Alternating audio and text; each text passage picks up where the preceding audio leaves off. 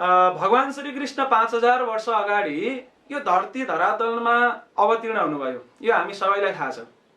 भगवान श्री कृष्ण मथुरामा कंसको कारागारमा देवकी वसुदेवको पुत्रको रूपमा प्रकट हुनुभयो। अनि चतुर्भुज रूप धारण गरेर उहाँले आफ्नो बुवा आमालाई त्यो दर्शन दिएपछि फेरि उहाँले चाहिँ एउटा 2 हातधारी भनेको श्याम सुन्दर कृष्ण स्वरूपमा बाल स्वरूपमा उहाँ प्रकट भएर त्यहाँबाट जानुहुन्छ वृन्दावनमा, गोकुल महावनमा जानुहुन्छ, जहाँ चाहिँ नन्द महाराजको घरमा उहाँ बाल्यकालका लीलाहरू गर्नुहुन्छ। बिस्तारै गोकुल महावनबाट उहाँ वृन्दावनमा बसाइसराई गर्नुहुन्छ। वृन्दावनमा केही समय लीला गरे पछाडि उहाँ फेरि नन्द गाउँमा सर्नुहुन्छ, नन्द महाराजले उहाँलाई सार्नुहुन्छ र अन्तमा उहाँ फेरि करिब 11 वर्ष पछाडि उहाँ मथुरामा फर्कनुहुन्छ र अर्को करिब 18 वर्षसम्म मथुरामा शासन गर्नुहुन्छ, कंसलाई वध गर्नुहुन्छ, जरासन्ध लगायतसँग युद्ध गर्नुहुन्छ र यसरी उहाँले आफ्ना गुरु सान्दीपनीको आश्रममा गएर शिक्षाहरू पनि ग्रहण गर्नुहुन्छ, विविध लीलाहरू गर्नुहुन्छ। त्यस पछाडि उहाँ फेरि द्वारिकामा जानुहुन्छ, द्वारिका शहरको निर्माण गर्नुहुन्छ र द्वारिकामा अरू बाँकी लीलाहरू त्यहाँ गर्नुहुन्छ। करिब 100 वर्षको हाराहारीमा उहाँले द्वारिकामा लीला गर्नुहुन्छ।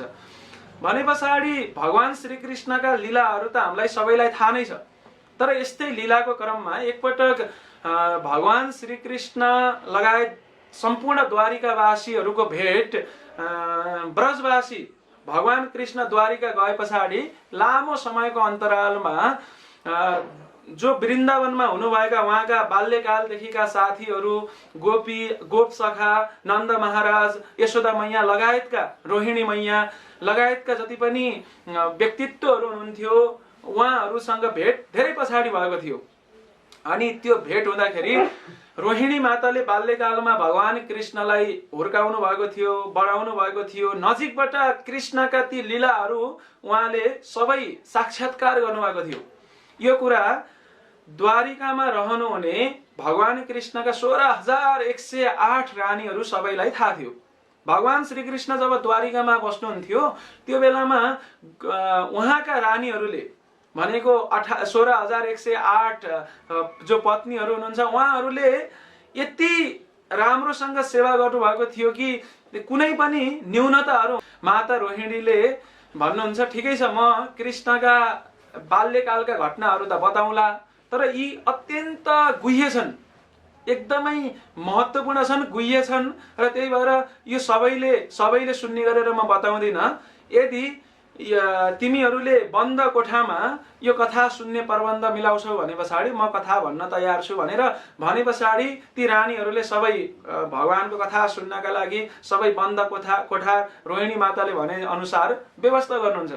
अनि ढोकामा चाहिँ केही गरी कोही आएर छिर्ला कि भनेर ढोकामा पहरेदारको रूपमा, सेक्युरिटी गार्डको रूपमा सुभद्रा मैयालाई, कृष्णको बहिनी सुभद्रालाई अहराउनुहुन्छ, खटाउनुहुन्छ। र जब भित्रपट्टि कथाहरू चल्न सुरु भए भगवानका रानीहरू, ती पत्नीहरू 16,108 सबै पत्नीहरू चकित हुनुभयो भगवानका ती मधुर लीलाहरूको श्रवण गरेर।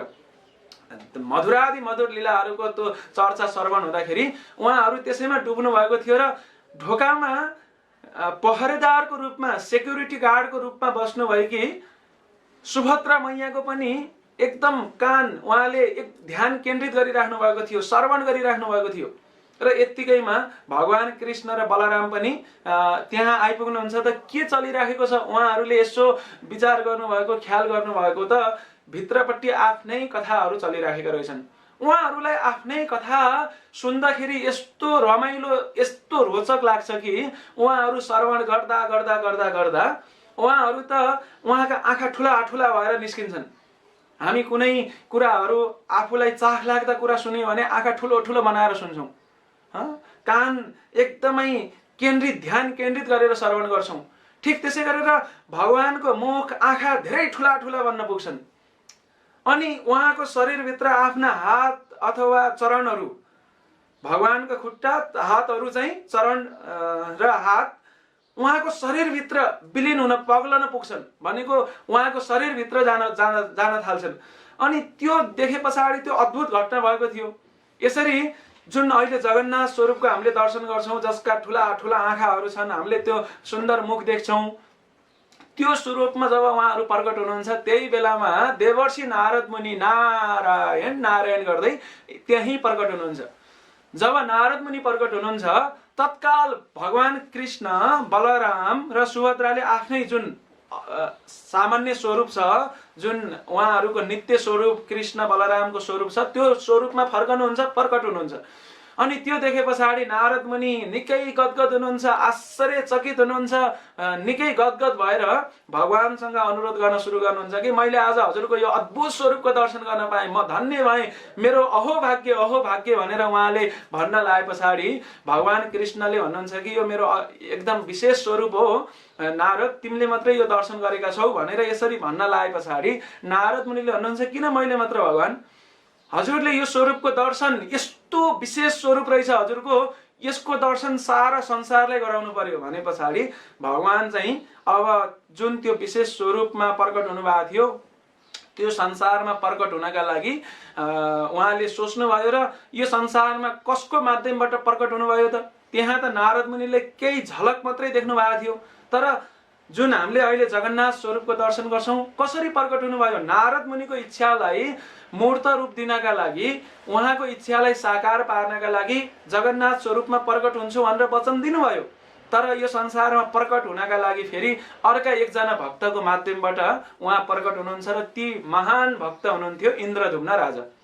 राजा इन्द्रदुम्न भगवानका अनन्य भक्त हुनुहुन्थ्यो, अति अनन्य भक्त हुनुहुन्थ्यो र यस्तैमा उहाँलाई एकपटक भगवानले दर्शन दिनुहुन्छ नीलमाधव स्वरूपमा। नीलमाधव भगवानको एउटा विशेष स्वरूप जसलाई नीलमाधव भनिन्छ, त्यो स्वरूपमा दर्शन दिए पछाडि राजा इन्द्रदुम्नको हृदयमा भगवानलाई साक्षात खोजेर उहाँको सेवा गर्ने इच्छा तीव्र रूपमा प्रकट हुन्छ। किन उहाँले त अहिले त सपनामा मात्रै दर्शन गर्नुभएको हो। त्यस पछाडि उहाँले आफ्ना सेना सिपाहीदेखि लिएर सम्पूर्ण सन्देशवाहक मेसेन्जर्सहरूलाई नीलमाधवको खोजी गर्नका लागि पठाउनुहुन्छ र अन्ततोगत्तो एकजना उहाँका सन्देशवाहक अथवा मेसेन्जर जसको नाम चाहिँ विद्यापति थियो, ती विद्यापतिले नीलमाधव स्वरूपको पूजा हुने ठाउँ र पूजा गर्ने व्यक्तिको बारेमा जानकारी पत्ता लगाउनुहुन्छ। उहाँलाई त्यो जानकारी मिल्छ र त्यस पछाडि राजा इन्द्रदुम्नलाई आएर उहाँले खबर गर्नुहुन्छ कि हे महाराज, यहाँ चाहिँ जुन नीलमाधवको विग्रह छ एउटा जंगलमा छ, जंगलमा अथवा एउटा विशेष ठाउँमा हुनुहुन्छ र त्यहाँ चाहिँ एकजना व्यक्ति जसको नाम विश्ववासु छ, उनी चाहिँ यो सवर जातिका छन्। उनले चाहिँ जहिले पनि आफ्नो पेशाहरू गरेर जाँदै आफूले मात्रै नीलमाधवको पूजा गर्दै रहेछन् र नीलमाधवको पुजारीको रूपमा ती विद्यावासुले सेवा गरिराखेका छन् भनेर जब इन्द्रदुम्नलाई ती विद्यापतिले जानकारी दिनुहुन्छ, त्यसपछि इन्द्रदुम्न महाराज तत्काल नीलमाधवको दर्शनका लागि भनेर आफ्नो राज्यबाट भनौं राजधानीबाट निस्किनुहुन्छ। जब त्यो गाउँमा पुग्नुहुन्छ, त्यो ठाउँमा पुग्नुहुन्छ त त्यहाँ नीलमाधव भगवान आफ्नो इच्छाले अप्रकट भइसक्नु भएको थियो। उहाँ चाहिँ अप्रकट हुनु भएको थियो। उहाँलाई जति खोज्दा पनि पुरानो ठाउँमा नदेखे पछाडि जहाँ यो विद्यापतिले देखेका थिए अथवा थाहा पाएका थिए त्यो ठाउँमा नदेखे पछाडि भगवानको त्यो दर्शन नपाए पछाडि राजा इन्द्रदुम्न निकै रिसाउनुहुन्छ र ती सम्पूर्ण गाउँलेहरूलाई अथवा त्यो गाउँलाई नै घेरा हाल्नुहुन्छ, ती विश्ववासुलाई नियन्त्रणमा लिनुहुन्छ। अनि यतिकैमा आकाशबाट एउटा दिव्य वाणी उहाँले सुन्नुहुन्छ। आकाशवाणी हुन्छ कि भन्नुहुन्छ, हे राजा इन्द्रदुम्न, तिमीले यो जो विश्ववासु छन् उनलाई छोडिदेऊ, नियन्त्रण मुक्त गरिदेऊ, हतकडी खोलिदेऊ।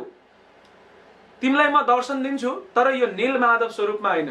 म तिमीलाई विशेष स्वरूपमा दारू वर्मको रूपमा भनेको म चाहिँ काठबाट प्रकट हुनेछु र मेरो एउटा विशेष स्वरूप प्रकट गर्न म चाहन्छु, म त्यो स्वरूपमा तिमीलाई दर्शन दिनेछु भनेर राजा इन्द्रदुम्नलाई त्यो आकाशवाणी भए पछाडि उहाँले सबैलाई नियन्त्रण मुक्त गरिदिनुहुन्छ।